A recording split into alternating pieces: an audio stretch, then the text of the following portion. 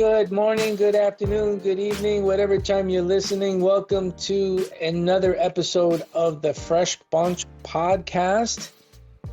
My name is Mike, and today we have a really good guest. Really, everybody knows who she is. You all have been waiting for this one. I have the great Amy Balsters on the podcast with us today. Thank you, Mike. Very exciting. So we get to podcast with her today, and we get to see her out in Pasadena next week. So that's cool. And we also have Ryan Black, the amazing Ryan Black. We have the incredible Joel Serrano and the hilarious Jimmy the Tulip, also known as Jimmy the Joke Man Santoli. There you go. Here we go. We're moving forward with that, Jimmy. That's sticking. I know. I listened to the podcast this morning. I'm like, oh boy, I think it's going to stick. It's funny. Can you put that tattoo on your other forearm? Yeah. Well, he might as well pick that up because Amy, he's got his the Joke Man on how it's going, but he got fired a long time ago. So. Jimmy the Tulip tattooed on his arm. I'll get one the rest. Did you put the Floral Coach? Is that what you put? Yes, I'll do the logo, maybe a little hat. We have two coaches on this episode today. Yes. That's what we call my dad. He's the head coach. He's the head coach. Right. He just got a golden whistle. We gave him a golden whistle. Yes. Sure. Yeah. So I noticed that you are the flower coach, which is really cool. I was looking at my business card one day and it said my name president. And I don't feel very presidential. You know, that just doesn't work for me. I'm not a president, and I'm definitely not an athletic coach. But, you do enough running around here. Now that we got the long hallway. I thought the business card would have a better read when it says head coach instead of president. I think that's what a good leader is. Yeah. Head coach. 100%. And I even signed my tax return. Head coach. Did you? Jeff Fresh's tax return this year. I don't know what's going to happen. We'll see. I'll circle back. It says title. You're supposed to put your title, and I just put head coach. That might red flag.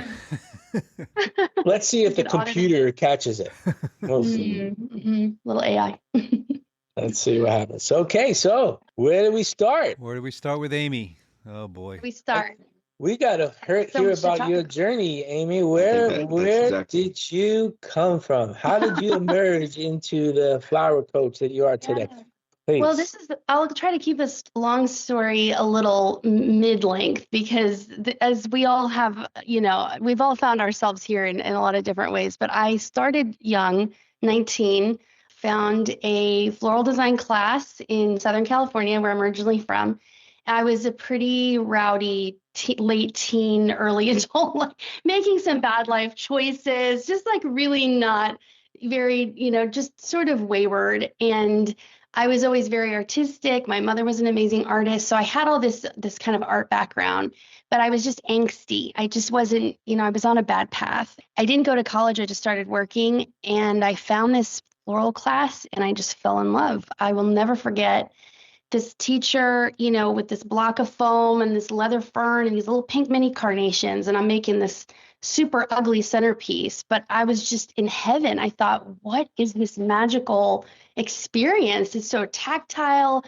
I'm using my hands. I'm being creative. And I just got totally hooked. And so after that class, I started looking for more training. I really wanted to go to a real school. I wanted real mentorship.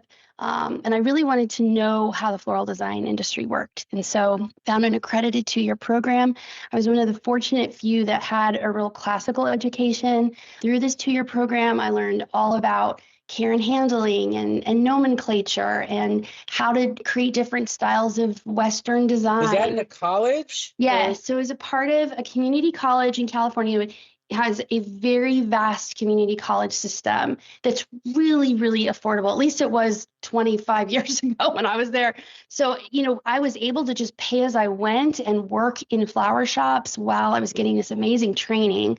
And right away, my teacher just saw something in me and just really encouraged me. She brought me to my first job. She introduced me to my first mentor, and that were working designers in the Southern California scene. So at a really young age, I was doing meaningful work, working in different retail shops and bucket shops, and fell in love with the special event side of the industry. High volume luxury production design was sort of where I ended up. And so I was a professional freelancer for many, many years, just super, super high volume. Eventually really injured my arm, just the constant ladder climbing. I mean, you guys know the grind, but special event work is super hard on your body. And I ended up with just major tendonitis in my arm. So I ended up leaving the floral business, letting my arm sort of rehab, worked in sort of some different corporate environments, got some additional, health insurance and other experiences, but eventually came back to the floral industry, started freelancing again, and then eventually opened my own business called Amy Floral. And I worked in a tiny little market in New Mexico, not a lot of money. It's one of the poorer states in our country. And so long were the days of luxury event design. I had to get really scrappy as a designer to figure out, how do I make cool things without cool product? Because the wholesalers there, the types of products that were there, there's not a lot of local farms, there's no water there. So I had to get really creative, and I ended up just blowing up there and having a super busy wedding business out of nowhere. It was just like the gates open. Was it just the creativity that was drawing people in, or was you doing? I think I was doing something different. I had this classical training, but when I just opened my own business, I was doing, what was more on trend. And this is a big part of why I got into teaching. Was I was pretty stuck in some very rigid old school ways of design. And when I started my own business, I knew the kinds of customers I wanted. We have a lot of destination work in New Mexico, in Santa Fe. You got clients from New York, from Florida, from California, and they knew the trends. They were trendy, cool brides. And so in order to serve them, I had to adapt the way I designed, the type of materials I used, types of design styles I made. And I really had to retrain myself in how to make this new style. And so I took a lot of workshops, went to a lot of conferences. Do any examples come to mind of things you did different? Yeah. Did you say that?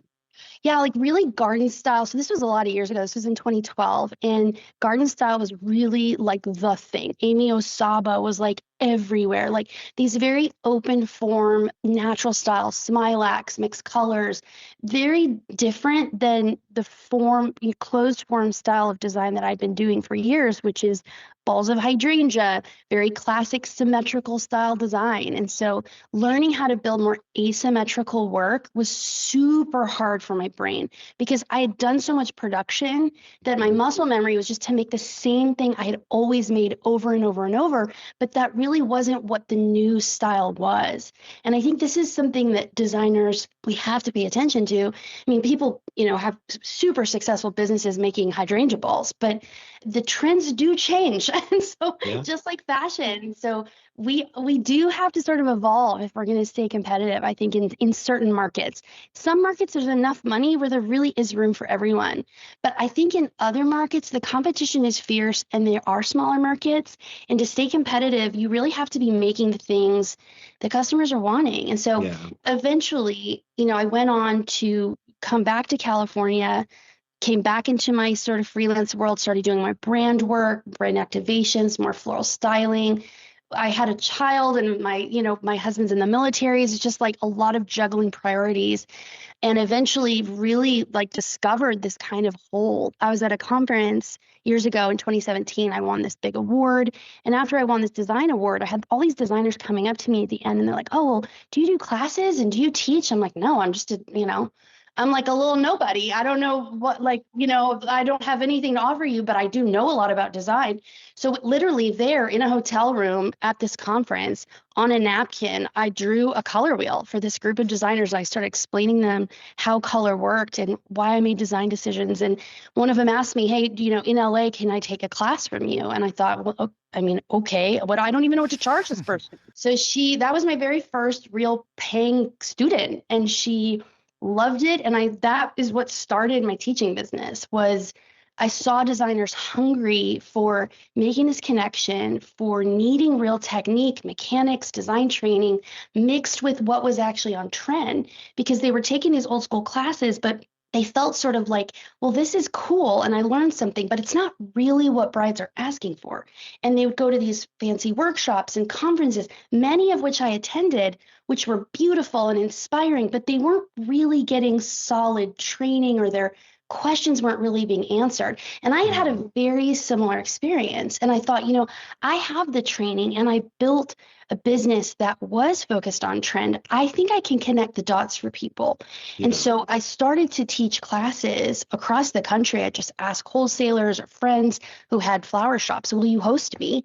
I want to teach florists how to design better. And I really focused on problems that I saw that designers were having. Like, how do I help them solve these real design problems in their shops, if they're freelancing? And so these classes started to gain momentum. I eventually, after about 1.5 to 2 years of teaching this, I thought I can put this into a course and reach more people with this. I just need to make sure it translates from teaching in person to on an online asynchronous format. And so I took 1.5 years to build this course called Bouquet Bootcamp and tested it against flower farmers and retailers and what's missing, what doesn't make sense, what would you make better.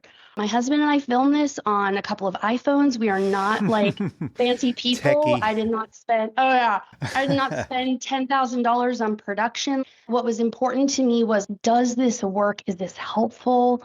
And it just exploded. We've had so many people take Bouquet Bootcamp, and we've had so many designers from all walks of life say, this was transformative for my business. I thought I knew what I was doing, and you've put words into a process that I can train my staff on. I can better understand how to make certain things. And so Bouquet Bootcamp has evolved over the last couple of years. We did a big update and refresh because the trends change. We introduced some of the modern styles into the course, and we've given all those updates for free to anybody who bought it. We just made it better. And so it isn't the most beautiful, fanciest course on the market, but the content is what moves the needle. Is it all online? Yeah, Bouquet Bootcamp started as an in-person experience. So it used to be a 1-day course. Then I expanded it to a 2-day. So people would come from all over the country and take this 2-day boot camp. And I treated it very much like a training. So it's not a big fancy photo shoot and a chateau and like all this beautiful stuff. What I focus on as a teacher and as an educator is moving the needle, quick application. How can this designer, regardless of their experience, learn this skill, take it home, and immediately apply it? And one of the best compliments I ever got was this designer who came to the workshop. She was working at a shop, a big team. They sent one designer to this workshop. She came back that afternoon and started teaching it to all the other designers. Oh, wow. And she said, this was so game-changing for us. We are all trained on the same technique now, and it cuts product time, it cuts design time, labor. And I have heard this now for years from designers who have had very successful businesses that thought, oh, I'm just, you just kind of put some flowers together and it's good enough.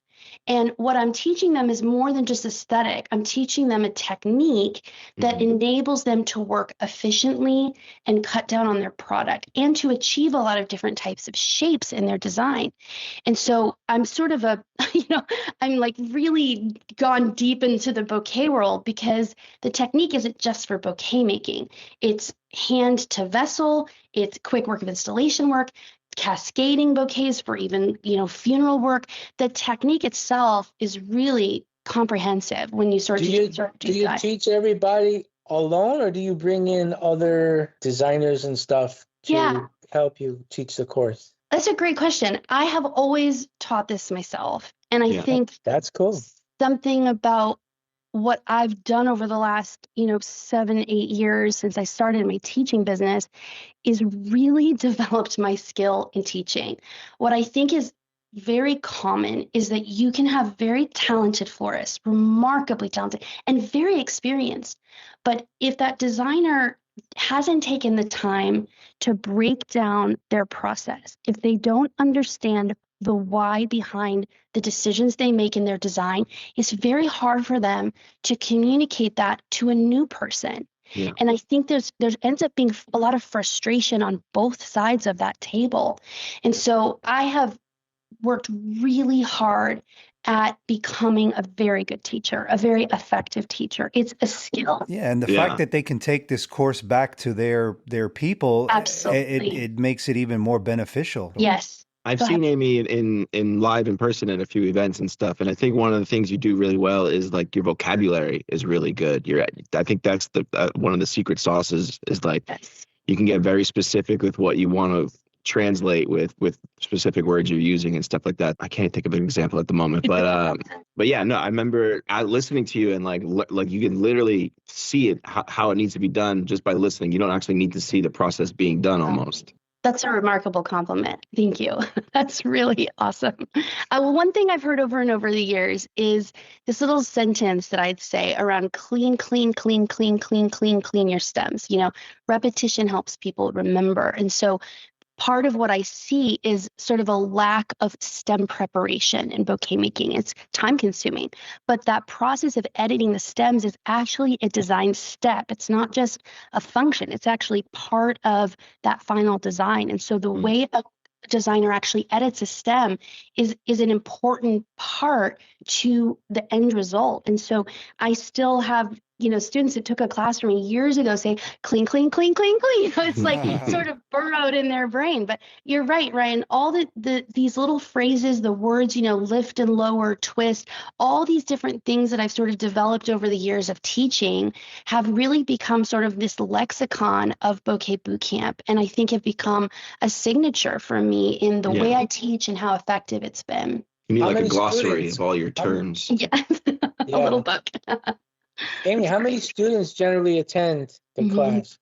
So Bouquet Bootcamp evolved. I was teaching it all over the country, and I was feeling pretty burned out. I have a little boy. We've actually homeschooled him all his life, and I was traveling. Wait, sorry.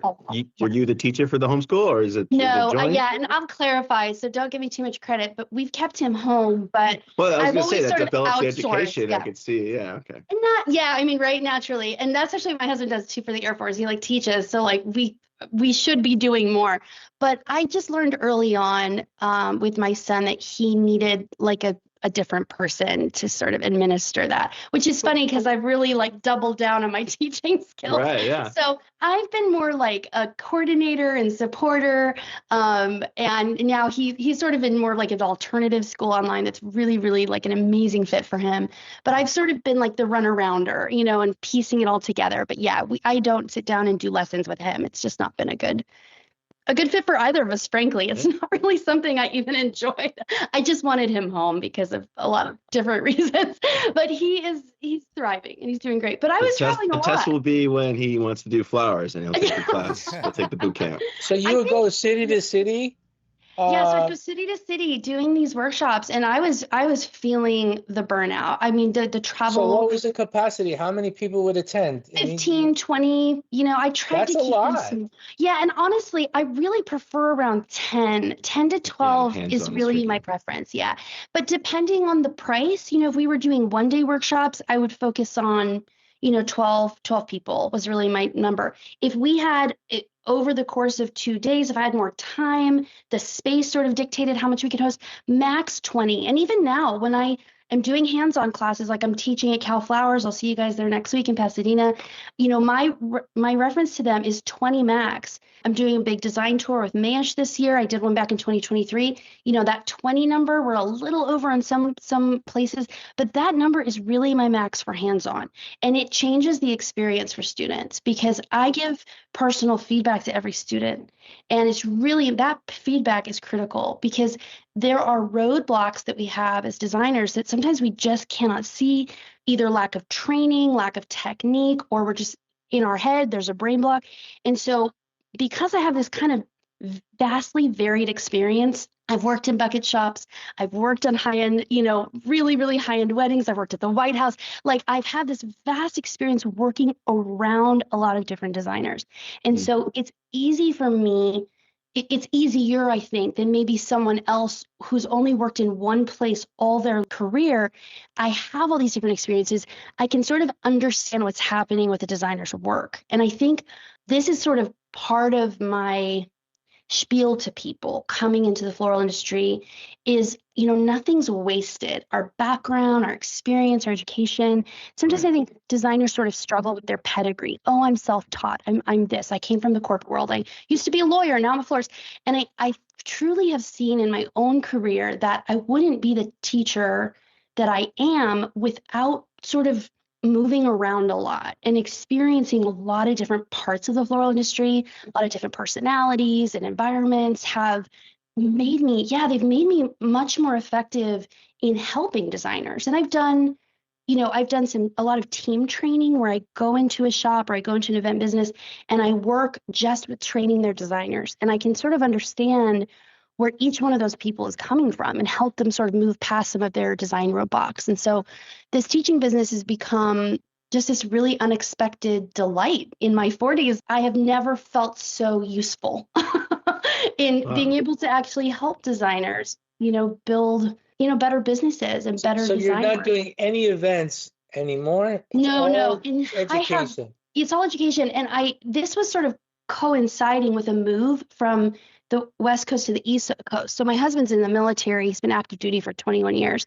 And I've had to move my business every 4 years, start all over again. So I've moved it twice and started all over again. When we moved to the East Coast, I was working. I was doing some events. I was, getting some work done, rebuilding. And it was kind of at this time that my health, I started having really significant health problems. My shoulder is super messed up from design. My back is messed up. My leg is messed up. And I started having a ton of flower business is bad on the body, man. People don't believe it. Oh, you must Tell me about it. Good. Oh, I am so Tell me messed about up.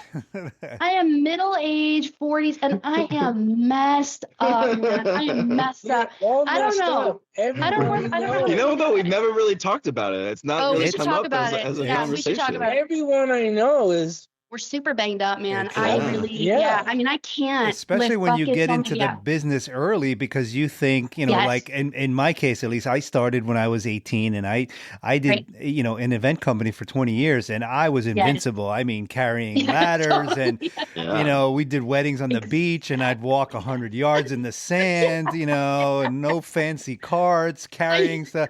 I can carry 2 pedestals. Anything. Everything. Now forget it. Now forget it. I do one freelance job, 4 hours, and they're like begging me to come do the strike, and I'm like, no, I'm done.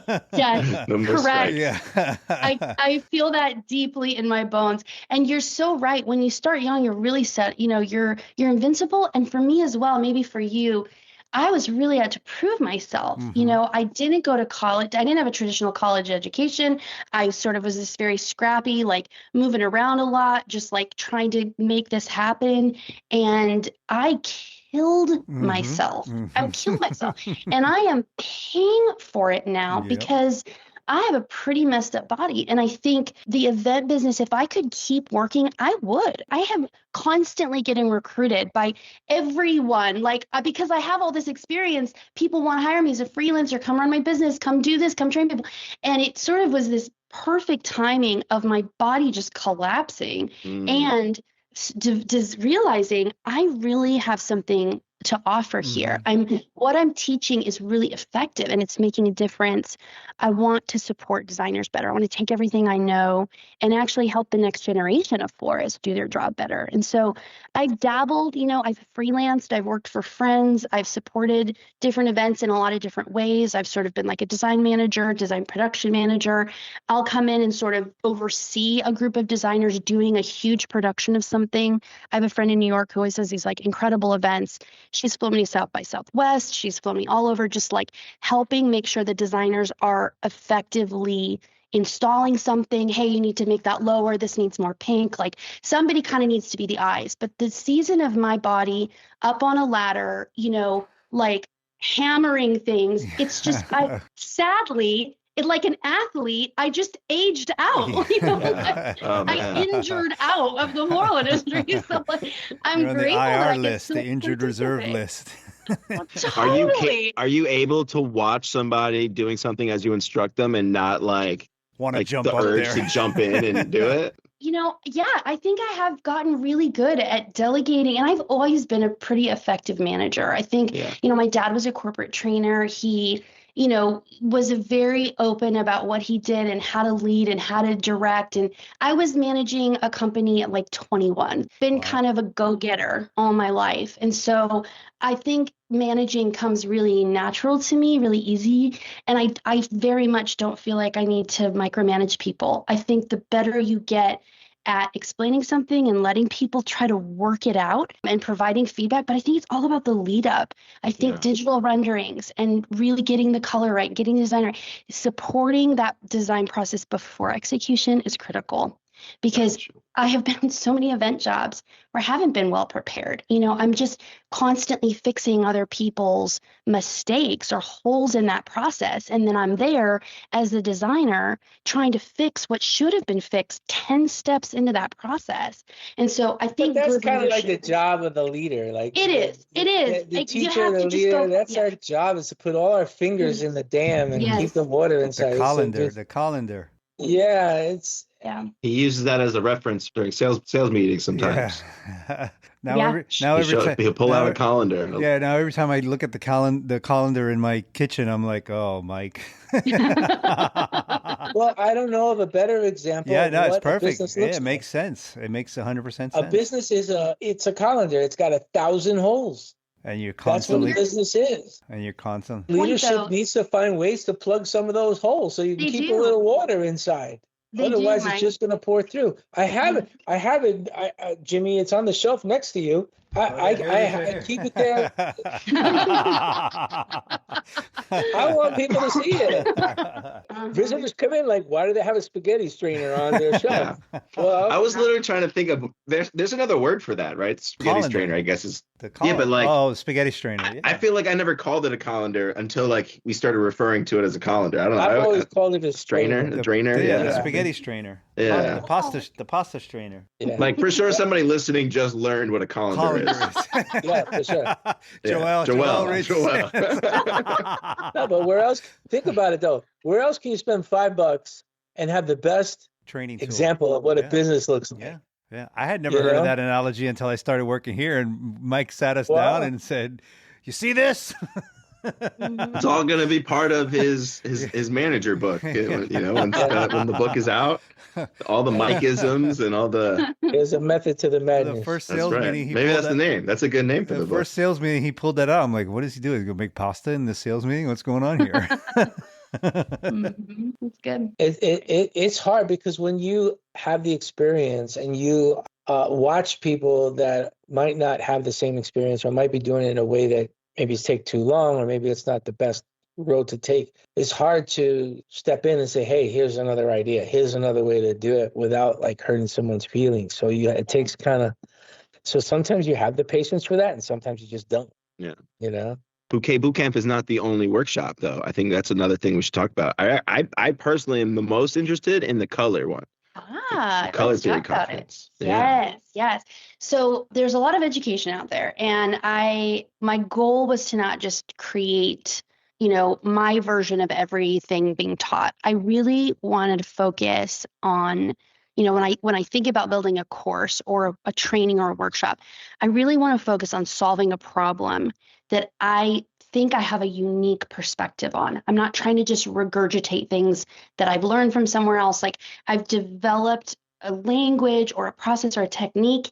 That's what I want to focus on teaching. And so after Bouquet Bootcamp, I felt like, okay, I feel like all I need to say about bouquet making, but there's this critical thing in our industry across the board, which is color. Yeah. And it's not well taught. Even from a classically trained florist, I did not have much training on it. It's not well taught. You mean matching colors? What does that mean? There's a whole theory of color. So I took a color theory class in college because I ended up going back to college and getting an associate's degree and then working on a bachelor's and ended up getting a lot of education. When I went back to college, I was really wanted to focus on design and understanding art, and the theory of art and how art worked. And so I took this color theory class, and it was one of the hardest classes I had ever taken. Yeah. I could not believe how challenging studying color really was. And it was so nuanced. There's so much terminology. It was very sciencey. And, I was just overwhelmed by how complex this was. And so I had some of this training. I've read the books. I've taken the class. but I didn't really understand how to connect it to floral design until much later in my career, because a lot of what's taught around color theory is for the art world. It's for photographers, for two-dimensional work, for painters, graphic design. But when it comes to flowers, as we all know in this podcast, flowers are a whole different animal because they have multiple hues. The light that they're seen in changes the color. Ryan's definition of what magenta is different than everyone else here. Peach, coral, lavender, even white, lavender, right? I know as pink, wholesalers, you have the blue. Yeah, this blue is actually right? Purple. Exactly, right? Yeah, we could have a very terrible. We all have like trauma in the floral industry. When you hear a certain word, you're like, oh my God, I remember that one wedding. Oh my God, that client, right? And color becomes a costly problem in our floral industry because we all have different understanding of the words, the vernacular that we use around color. And so this is a serious problem.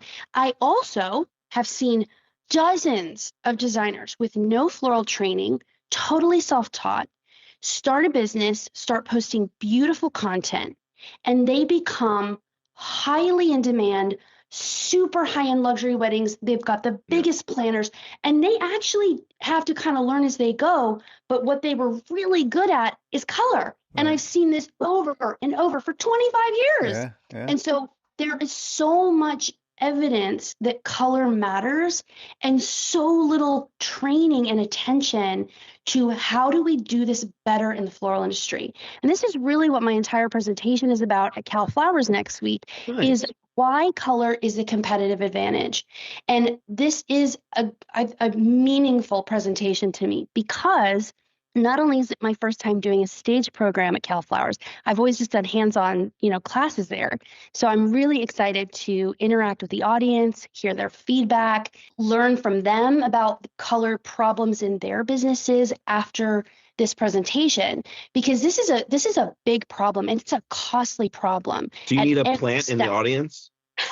Somebody we'll talk, right? We'll talk.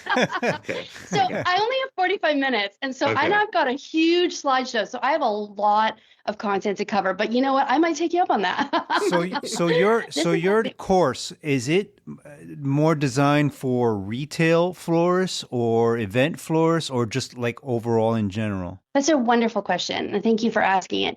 This course was designed for the designer in mind. I had a designer's perspective when building this course because what I wanted, and that means both sides. So I consider all of that encompassing, but I also think there is a ton of training needed on the wholesale side, on the sales rep side.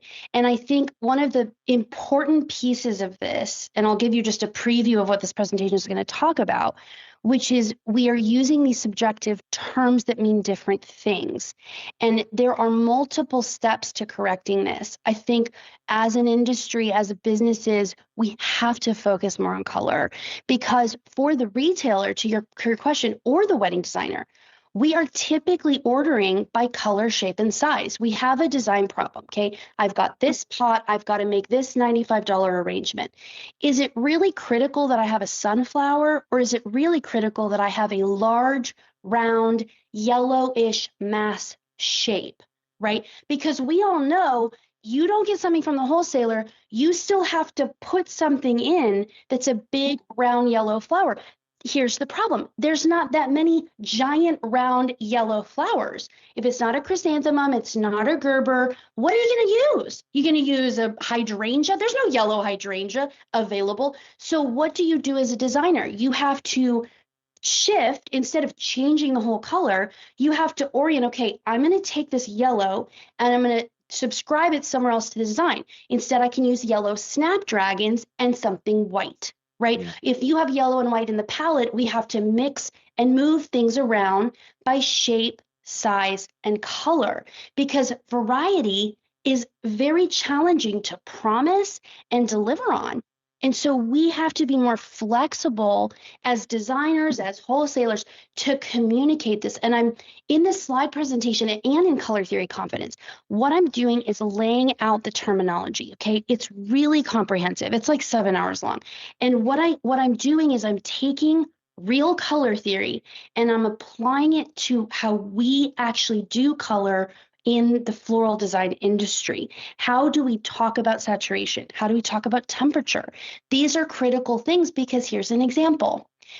A bride wants a white wedding, and you all are going to know exactly what I'm talking about, or the people on this podcast are going to know exactly this pain point, okay? She wants a white wedding, so you order a bunch of white hydrangeas. Well, most hydrangeas are what? Are they really purely white? No, they are basically yellow. Not lately. Not lately. The regular standard white hydrangea that you all order, that I order, leans very, very creamy yellow. It's not a pure white. And if you want a pure white, that's probably like a Dutch thing, right? Like there's very few hydrangea varieties. You have to really get it right. Right. I just saw some Schneeball before I left to Miami. No, that Schneeball is a beautiful white. Pure white. Huge. It's white. We had a few boxes before I left. You're right. Schneeball is good call on that one. It's different. It's different, isn't it? When How you think important is this Pantone thing then? Well, I think it's when we talk about color and planning, is Pantone take over everything? Does it change? That's different than color theory. That's just like a trend on a color versus color theory is science behind colors, knowing which colors to pair with each other and what colors can go with each other. Is that a trend that they try to influence, or is that like an incoming trend? Yeah, it's like something they try to influence. Yeah. Floral design industry is like, I consider like a trickle down. We're not like the top. We're not car manufacturers, furniture makers, textile, clothing. Like it's slower in the floral industry because it takes so long for new varieties to arrive to market. Right. Yeah. So we are actually a much slower response than a lot of other trend-based color problems that they're solving. Also, the country like starts on the coast and then works its way inward. Exactly. So different time. That's exactly right, Ryan. And you'll see trends that are taking effect on the coast 5 years before they ever hit the middle of the country. And so there's always delays in Pantone. I think it's something that we should pay attention to. I don't think that it's necessarily a one-to-one. They don't release the color, and then all of a sudden we all have white weddings. People plan weddings 1 to 2 years ahead of time, and they're working with planners, with certain furniture. There's a lot of nuance to how somebody chooses a color palette. That's true. Like we watch Talmadge does the presentation at SAF every year, which is always very fascinating. So good. He's amazing. Jimmy, that's a good question for you. Do you see an uptick of white orders this early season? I mean, no, I don't think so. Not enough yet. to make it like that Pantone, put an influence in it. Yeah. But I mean, I can see what Amy's talking about. Certain white flowers are way more demanded this year. Yeah. I think it's important things to talk about because you guys are looking at projections. You should be paying attention. Okay, what did we see more of? But from the designer facing the client who is selling white flowers, they need to understand the difference between a cool and a warm white. Because if they don't have it in their contract or they don't make clear communication and this bride orders white, she might be imagining paper white color, which are what's called cool tone whites. But if you are ordering just regular run-of-the-mill white, or you guys are fulfilling a white order without knowing, does this lean warm or cool, you may end up with a really expensive and costly mistake from a reputation standpoint, from a cost standpoint, and from a client being really and it's angry. Confusing. Yes. Well, you send it to Home Depot to buy a can of white paint, and you look at the chart. There's like 50 whites, which is my goal. Yes, which is my goal. Brand. Each brand has their own whites. Sure, they do. So what I focus on in Color Theory Confidence is helping designers train their eye to understand what it is they're actually looking at. And I think this works for anyone. This works for wholesalers, flower farmers. I've had a lot of people take this course and say, this radically changed the way I see color. I can sell more effectively. I understand how to solve color problems better. And they're better with substitutions. I mean, I just placed a flower order recently for a big project. 80% of my order didn't come in correctly. And I think this is more common than normal. Called Jet Fresh. Well, and I think this is the big part of the problem is across the board. Is this course good then for like us to take, for people like in the wholesale side to take? It is long, and I still think it is completely critical for but especially salespeople. Amy, some of the colors look different in different lighting. Mm-hmm. And that's what we talk about, especially on the event side. Once the lights natural go down light versus the wholesalers fluorescent light. Purple, if they pin spot the arrangements, we talk about all that. The purples become darker. Reds become dark, they disappear. Well, and this is really goes back to the designer, right? The designer has to understand that what is the end lighting situation going to be? Are they pin lighting? Is this outside? Is this at dusk? Is it in the morning? Is it in the dark ballroom? Because all that hard work, all those tens of thousands of dollars can disappear if some of those things aren't considered. And so there's a lot of nuance to this, and it's challenging. I wonder how many people really do that. They're really a good example is Fresh Fest. We made all those installations, then we turned off the lights so that we can do the keynote speakers. And we noticed we need pin spots on all these installations. Otherwise, nobody's going to see them for half the day. Yeah, exactly. Yeah, this is a real problem. And these are real issues in terms of the photography, in terms of your cooler lighting is going to be different. Huge problems. So these are challenging things to tackle. And my hope is that through Color Theory Confidence, designers have a better language. They have a new lexicon of understanding. And I've had designers in retail tell me this is transformative in helping my designers go to the cooler and better understand how to use what we have on hand, what goes together. Get a lot creative. Of designers, and to also solve problems, real problems, like a person wants peach, right? And so how do you make that work with this violet? How much of that flower should you order? That's another thing that we talk about is proportion, like how much of each color should exist, and then where do you put it in order to make the most impact? Do you do like the golden ratio, that whole Absolutely. process? 10, 30, 60. We talk a lot about that because it's critical in how do you figure out how much of each color you need in order to create asymmetrical balance. So if you're making a big white hydrangea ball, well, you just order a bunch of white hydrangeas. It's pretty straightforward. But as designs become more complex and nuanced and garden style, you're working with multiple colors, and it can look a lot like the color box threw up, right? And it's very haphazard. And so how do you elevate? And this is another really important element of this. Flowers are more expensive than they have ever been. I've never seen them more expensive in 25 years. So how do we make inexpensive flowers look more expensive by leveraging color theory? There's a great example that I start out with in this presentation around a designer, very popular, famous designer, who's mastered this in using big sort of swaths of cheap flowers, but they're in a very specific color. And then she lays what I would call caviar, your expensive blooms, over the top, right? So you're building these layers of color. You're not just relying on pure mass of volume or a very specific variety. It's almost like she's kind of painting with flowers and building this progression of color. And so it's not just about doing the coolest arrangement. It's in finding the coolest variety. I think it's about using basic materials strategically, using filler strategically, using certain color in a very disciplined way, not only elevates your work, but it actually saves you a tremendous amount of money. And so these are the things that matter in what I'm trying to communicate around color. Is not just, oh, come take another class from me so you can buy something from me.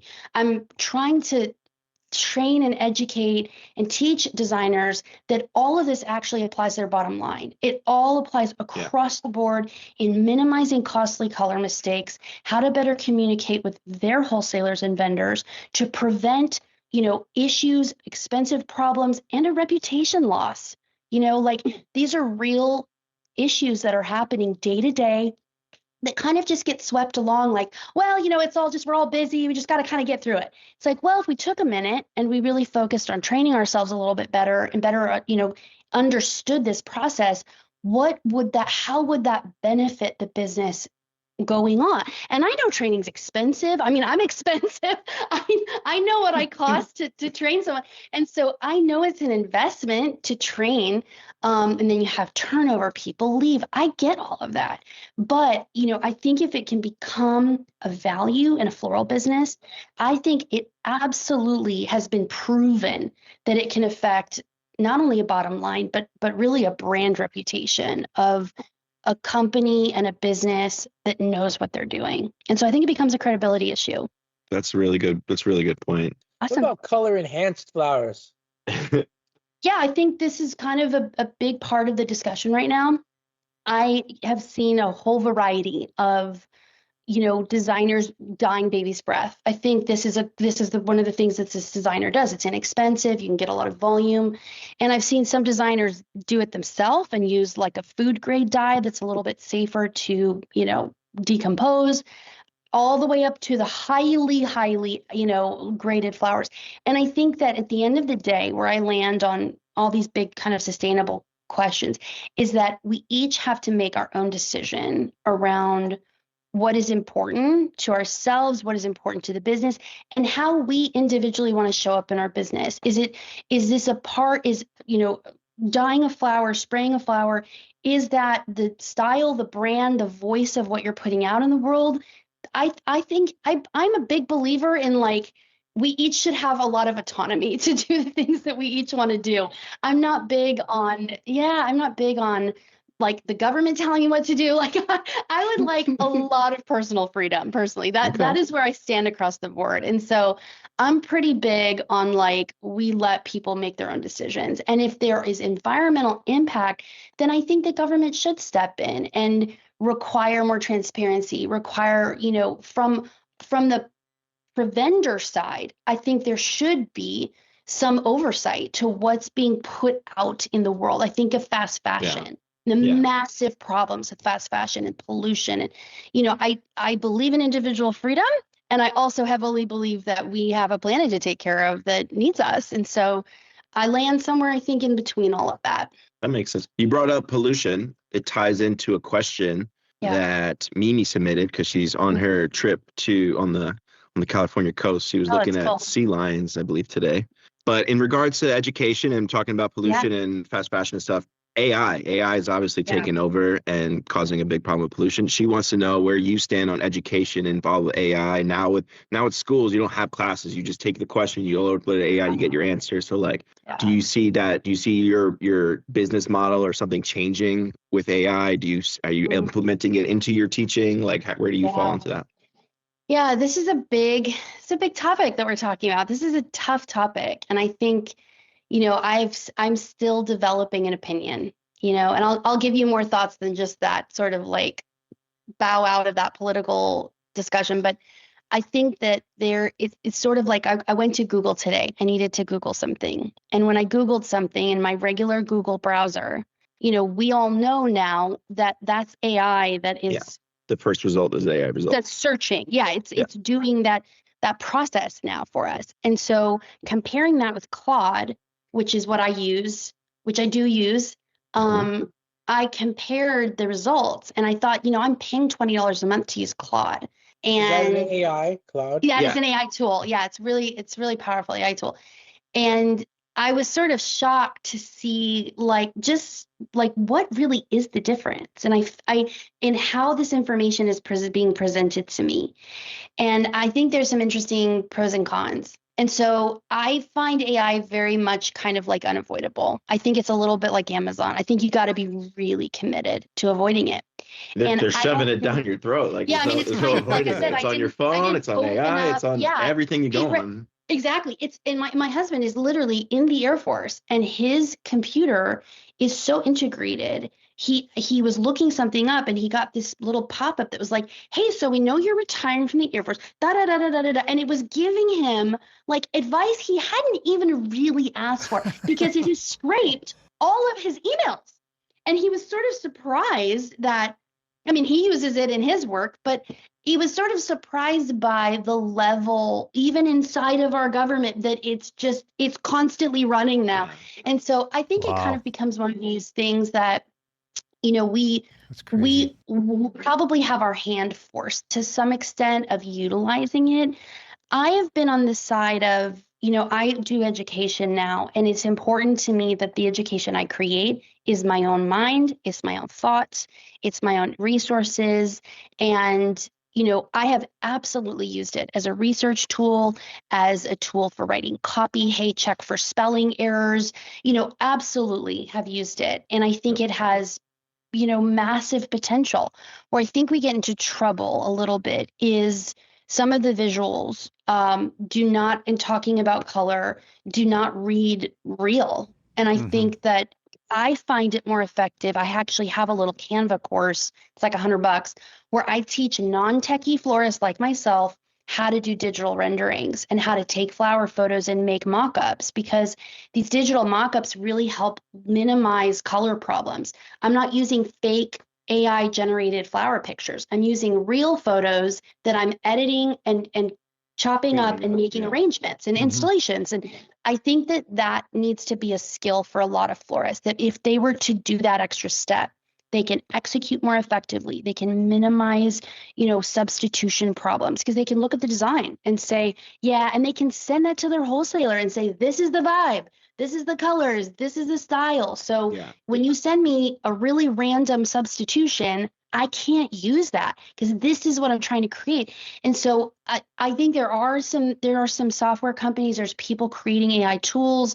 I think I welcome all innovation. I really do. I welcome all innovation in the floral industry, because I do think that we are a difficult industry to thrive in. It is hard on your body. It's expensive. Flowers are expensive. Labor is expensive. Insurance is expensive. Taxes are expensive. And I think that the more tools we have as florists that can make our jobs better and easier and more efficient, I'm all for that. I'm for supporting florists. And so every business, again, has to make their own decision about how these tools can be incorporated into their lives. And I think we have to ask bigger questions, again, of the people that are, building these centers in, public land. Like, I live, just in case you guys were wondering, I live in Ashburn, Virginia. Okay, you might have heard of Ashburn because we are the data center capital of the country. In fact, 10 minutes from my home, it's called Data Center Alley. And so I feel like I have a giant bullseye of fear. Of are those government data centers? Are they for the government? This is for all data it's where we're placed on literally on the eastern seaboard, is sort of this little tiny sweet spot. And I live about 45 minutes outside DC, but it's not just for DC. This is across the board. And are you running out of electricity or water? No, I have not seen issues. I have not had any problems, but I do know communities in my area that have had their electric bill go up like crazy. So this is actually a topic near and dear to where I live.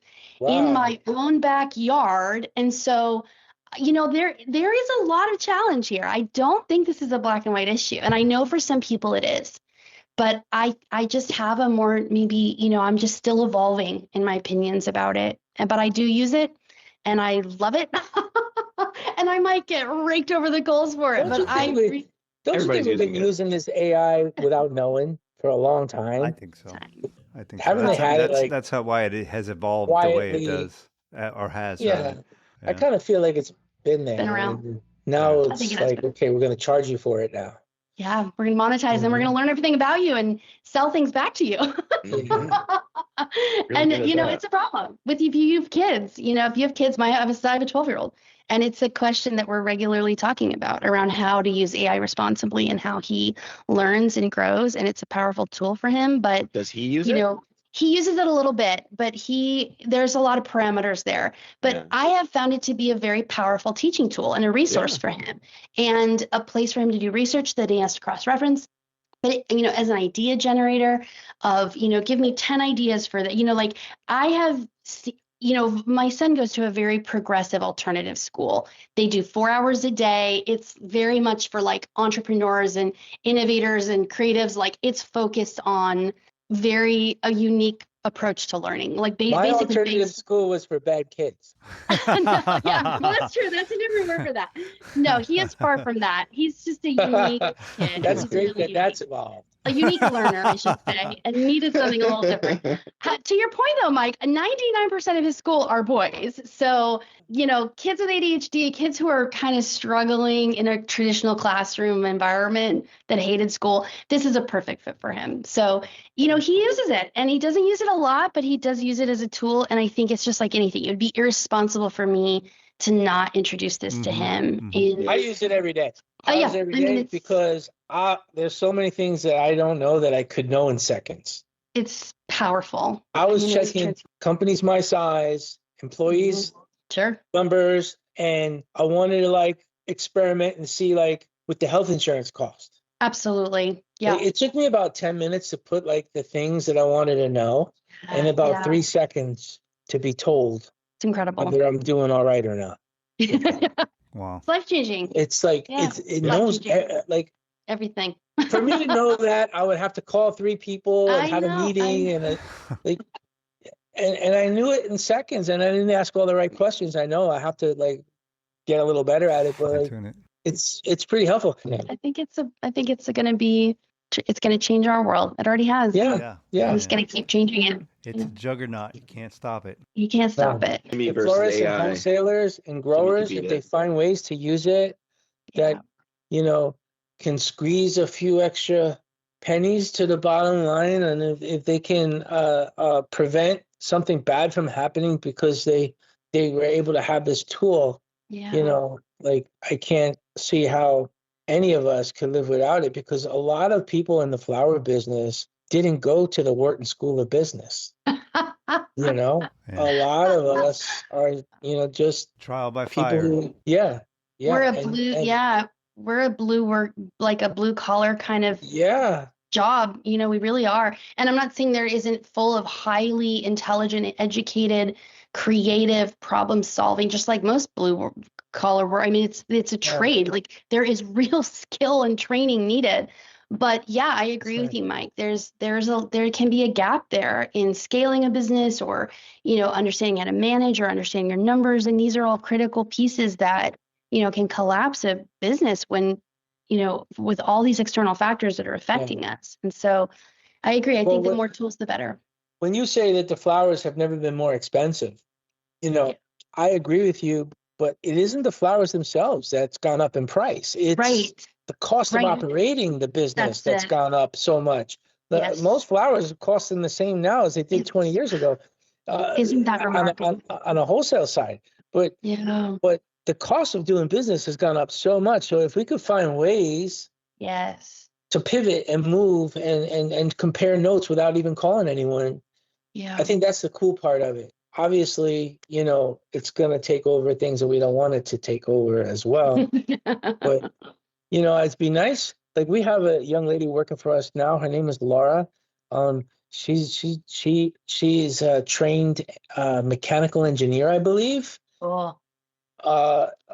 And we asked her to put together a couple reports for us, so we can analyze some things, product, is it selling, we make money, we lose money, how many times out of the year we lose money, stuff like that. I wasn't expecting much more than a QuickBooks report, I wasn't expecting it, but man, she knows how to use some tools. Wow. I've never seen a report like that before. The information that we have is so far advanced over what I asked for. It answered questions that I didn't think of asking yet. Wow. And I think for us as, kind of self-trained and everything, having somebody who knows how to use those tools to put together and how to apply a report. Yeah. So it's just there's not a curriculum. There's not like everybody's learning it on their own. Everybody's learning it at different speeds, using it for their own ways. Everybody in the company is using it in their own way, in their own format. It's not like we've never had a sit down where everybody learns. You should all be doing this, and you should all be doing this. But maybe we'll do that. But that's got to be interesting for your students. Yeah, I mean, this is the big question. Is not everybody can afford to put their students on a plane and come to a hands-on workshop. Yeah. So that's why online training, I think, is really important. because it reaches people where they don't have the budget to either bring me out or send their designers for training. And my hope is for businesses to be able to get on the same page around what works for them, and to take the time to invest in training their people. And a lot of people aren't either good at training, they don't like training, but I think training is really, really critical in getting ourselves on the same page about how we're going to operate. Can you see yourself as an avatar with AI having your voice and your your knowledge, like where they ask a question, ask Amy, kind of scenario, like a help desk. Like a help desk, and then her avatar just pops up on your computer. Upload your curriculum. You upload your curriculum. It already knows everything you're going to teach it, and they ask the questions. Remember the little paper clip that would come up on your Word document. Little. Or you could be a hologram in in-person events. Fix your bouquet this way. That is that's a crazy thought. I did have a business partner for a long time who, I've certainly not built this on my own. I have business partner. I've brought in consultants. I've really had people help me because I was not trained in how to build an online, teaching platform. And so all the tech and all the beautiful graphic design, all of that is done by someone else because I'm a floral designer. I am not a highly trained marketing professional. I've learned a lot and I've invested a lot in my education around that. But, I wanted to reach more people with what we do. And in order to do that, you really need to know how to market. And so I had a really incredible consultant who came on and really helped me better understand what I was trying to do and helped me with some things. And he told me, you need to franchise and you need to train other coaches and then they can go and host workshops. He really wanted to build it like really, really, really big. And, if my health was in a different place, I think maybe we could have done that. But I think there is this balance, and I'm a big believer in sometimes it's about scaling back, is the season for scaling down. And so the last couple of years, I've scaled back a little bit and kind of been focusing more on my health and working on supporting more individual businesses and training their teams and doing more speaking. I just really enjoy speaking and meeting a lot of different voices in different parts of the floral industry, hearing about their challenges and what's going on in their businesses. And so it's evolving, but who knows? Maybe there will be a little Ask Amy avatar. I love that idea. I think it's genius. Now that we mentioned it, and AI is probably listening, it's going to just tell you hang up, you're just going to pop up on somebody's screen. We're already developing an Ask Jimmy. It's already developing Ask, and it can do it. It's incredible what its capabilities are. Yeah, who knows what the future holds? I've got lots of ideas, but it's always this balancing act in business, right? Of how much capacity do you have? And burnout is so real in the floral industry. And as I'm hitting middle age, I really am feeling the need and desire to just be with my family and watching my son grow and working through some health challenges for him. And so, there's only so much capacity we have. There really is in every part of that word. And so I really admire that. I think it's great. Yeah, it's not just about growing. I think for me, it's about honoring what I have and how to take care of it well right now. So I'm very happy with where it's at. The business is good. I like helping people. I love helping designers and training people to do design better, and to better understand floral design. And I think if I can just keep doing that, I feel very happy about that. So that's good. That's important. It is. Yeah. We're very excited for you, Amy. You're doing great. Yes, I'm looking forward to hearing you speak at Cal Flowers. But yeah, keep going. Okay. Do everything you're telling us is very exciting. I could listen to you all day. I was enjoying it. I could easily listen to a lecture. 7 hours. Let's do it. Come on. Very good teaching voice. Yeah. This was so lovely. Okay, Thank you for listening. This has been part 1. We got 6 more hours. Yes. Go to the bathroom. Let's go. Slide 1. Let's get through this course. So we do end the episode. We have 2 things to do before we end the episode. Really quickly, I know we didn't get to touch on the Virginia Museum of Fine Arts. Do you want to quickly throw that in there? Yes. So when we started this podcast, you'd asked me what was coming up this year. So my design tour is all sold out. All the other workshops I have are sold out for the year. So it's not really a point in talking about those. But the event that I have coming up in October is really exciting because the Virginia Museum of Fine Art happens to be obviously in Virginia, which I am in, but it's down in Richmond, and it's actually one of the top 10 art museums in the country. And every year actually every other year, they put together this incredible flower event. They bring in a panel of, garden designers and florists, and just a really cool event that, brings in tons of designers to build, very similar to art and flowers, but they have this panel they're doing, and I've been invited to be one of their main stage panelists. So I'm going to teach on, of course, color. And so tickets are open. It's open to the public. Parts of it are totally free.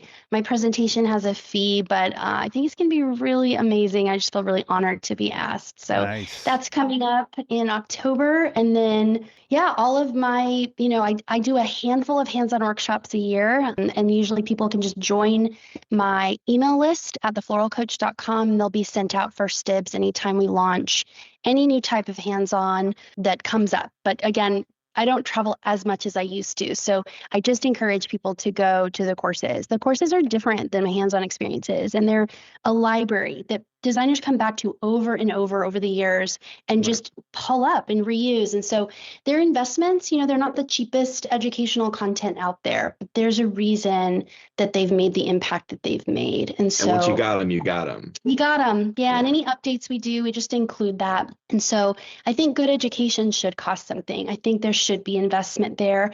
And I'd love to hear, we have hundreds and hundreds of messages over the years of the impact these courses have made. And that just tells me that we're on the right track as a small team. What we're trying to accomplish. So floralcoach.com, that's where Bouquet Bootcamp lives, Canva course, all of my courses and content. And I also have a ton of free resources. We have written for years in different blogs. We have a Hellebore blog that goes viral every year.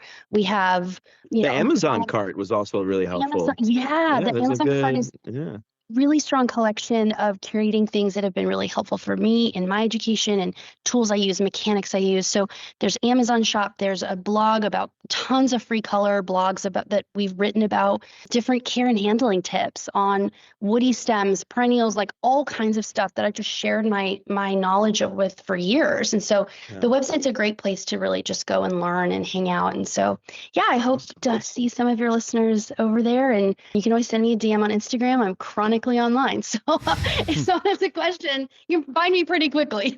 Okay, great. We're going to do the rapid fire questions and then you'll do the joke. All right, you got it. So answer these as best as you can, Amy. Right. At the moment, what is your favorite flower? Hellebore. What is the best sandwich? I got to go BLT. Okay. If you had a superpower, what would it be? I want to be invisible so bad. That seems to be a very common answer in this industry. Or fly. Or flying or invisibility. That's probably the go-to for everybody, but okay. What's the most overrated flower? I'm going to say it. I know I'm going to get some heat for this, but I think a peony. No wrong with that. She's a diva. She's just a huge diva. Agreed. What about underrated flower? Filler, status, limonium, Christmas bush. All these textures are they're not secondary. I think they're critical in building impact, especially on a large scale. Nice. What is a current design trend you want to see put to rest? Oh man, I think I don't know because I love it, but these like piles of tomatoes, like these things are so expensive, so hard to do. You can't travel. You have to build them on site. I love this closed form design style we're seeing. Things are getting tighter. They're getting more structured. They're getting more sculptural. These are very hard to do for designers ahead of time, and they're extremely expensive to create. And so I love them. They're artful. They're so impractical for a lot of florists. And I just hope that they What did I miss? What do you mean the tomatoes? I missed something. Just like a little pile, a little mound of tomatoes that lead with like 6 Gerber daisies or something, or dahlias sticking out of it. I am like the pile of tomatoes is so cool, and it's more like or it's like or they're strung on a garland and they're like right, and I love it. But there's so much work. I saw a TikTok the other day that tomatoes are taking over the cocktail industry. Oh my God, I believe it. They're taking over everything. There's tomato margaritas and tomato martinis and all these things. Yeah. Tomato, man, they're everywhere. Big trend. I saw a guy on the Instagram on the who Instagram. takes roses and freezes them in like ice cubes. Azuma even big sculptures. Yeah. And it's Oh, yeah. crystal clear. It looks perfect. No bubbles, no nothing. It looks He's amazing. incredible. I had his book. I don't. It's downstairs, but I had his book. You know the guy? Yeah, he's the guy who sent like the flowers up in the weather balloons into the stratosphere and stuff like that. Azuma Makoto. Yeah. This guy. He's amazing. I'll send you his profile. I actually looked them up when I was in Japan, but I didn't go to find them. Next question is, what is your go-to late night drunk food? I don't drink anymore, but when I did, In-N-Out all the way. Are you gonna have it? Oh, you better believe it. I cannot never wait had it. to be back. So if I you're was going, in please. Texas. It's part of the tour. You know, it's part of the tour. Yeah. Well, Oh, that's sad I right. I can't go remember because now. my presentation is like that same afternoon. I don't think I'll be back in time, so I have to miss. I'm so bummed. But I believe it was. They have them in Texas, and I was just teaching in Houston. And I got my double fries animal style. Yeah. I What miss is it. animal I style? miss What is it. that? Cheese, You're gonna have to grilled wait. onions. Yeah, you're just wait. It's the spread. It's so good, Mike. It's amazing. Apparently, there's secret codes too that are like stuff that's not on the menu, but if you say the secret code to the cashier, they like. I don't think animal style is on the menu. I think that's like It's one of not them. on the menu. Yeah. My daughter told me that. There's one in LA, and she told me that she's like, "It's a whole secret menu." I'm like, "Well, where is it?" She goes, "No, you have to know the codes." Can't wait. Yeah. I miss that in some Del Taco, man. I know I'm like, California is amazing Mexican food, but I grew up on Del Taco, and I miss that place a lot. Their burritos, tacos. excellent. Just no lettuce. No. No, yeah, not anymore. Not today. Not anymore. No. What kind of flowers do you want at your funeral? Oh my gosh, I have never thought about that. Well, I carried gardenias for my wedding, and so gardenias are one of my favorite flowers. I think I don't know. I think I don't necessarily feel like I need a bunch of flowers. I want to just be in a forest. I'm okay with just a forest, trees and soil and pine needles. Like I'm okay. Love it. That's a great answer. Yeah. If you could suggest a future guest for the show, who would that be? Oh my gosh, Sue McCleary. I mean, you guys have worked with her before. Sue's a genius. She's a really close friend of mine, and I've known her for 8 or 9 years now, and we both teach. We're both educators. Yeah. She's been a huge support to me over the years and helped me grow in a lot of areas, and also she's just an amazing person, very humble, for how talented she is. So I love her. I don't know if you've interviewed her, but she's a really good one to talk about moving floristry forward in an artful way. And as an art, exactly. Yeah, it's an art. That's her mission, and I think she's doing it beautifully. She was a keynote speaker at Fresh Fest last Fresh Fest. I remember. And we were lucky enough to have her on an episode. We're big fans of Sue. Another person to talk to is Abby Chick. She's also a good friend of mine. Okay. And she is hilarious and brilliant. And she runs a very successful flower shop and has been doing flowers same amount of time, almost 20 years as Sue. And she is just a riot. She's a riot. And she's also like a genius. So she has an incredible perspective on the floral industry and is so interesting that I think you would love her. So she's a good one. She actually, she's just great. But there's so many wonderful voices out there. These are just people I know and love. But I mean, there really are some incredible people in the floral industry. So I'm honored to be among them. Yeah, you sure are. Thank you so much. Yeah, my pleasure. Anything else? You got Jimmy's jokes, and then you're okay. Let's hear it. Okay, ready? Joke man Santoli. All right. Since we were talking about colors, this one's perfect, I think. Let's go. What's blue and not very heavy? Light blue. No idea. Okay. I love a dad joke. Oh, these are all dad jokes. Yeah, perfect. Okay, 100%. one more. Love it. What did the egg say to his friends at the house party? I'm lit. Get it? I'm lit. Maybe less dad on that. Right, Joel. That was for your generation, Joel. That's for your generation. My dad didn't even understand it. Like rock reference. I'm lit. I'm lit. I get it. I'm a little drunk. I'm lit. Now he's gonna next Christmas party. He's gonna come up to you, Joel, and tell you he's lit. Good. All right.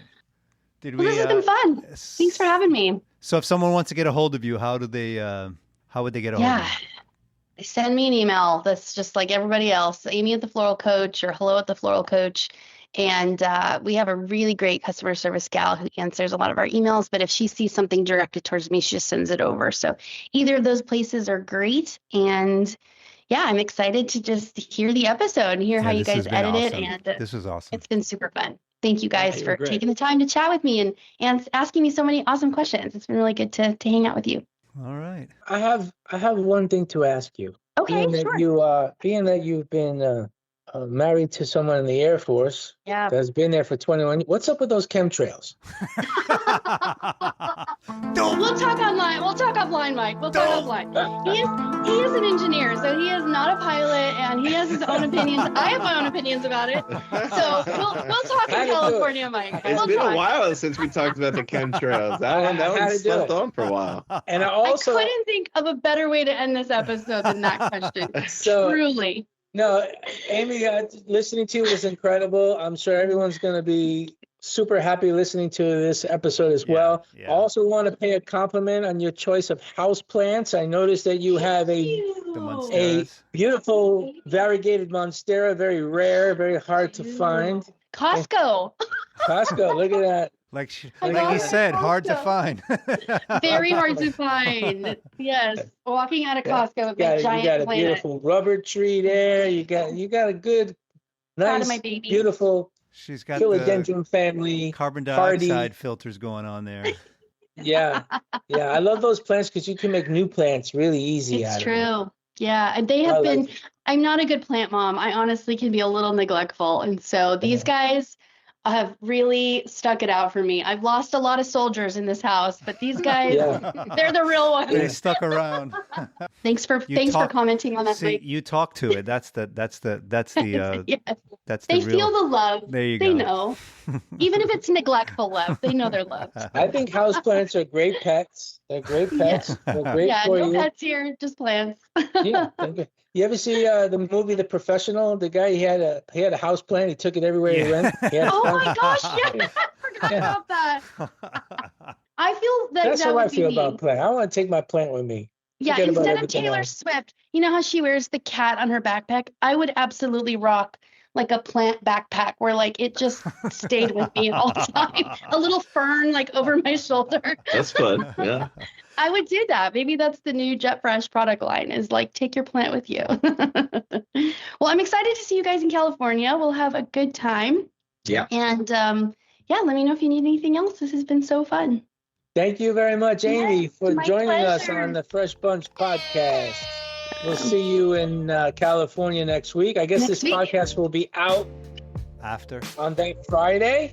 We had already seen you. It went great. We had a good time. Yeah. Your presentation was a hit. The crowd went crazy. Oh. So thank you, Amy. Thank you, Ryan. Thank you, Jimmy the Joke Man, the Tulip Santori, and the incredible Joel Serrano.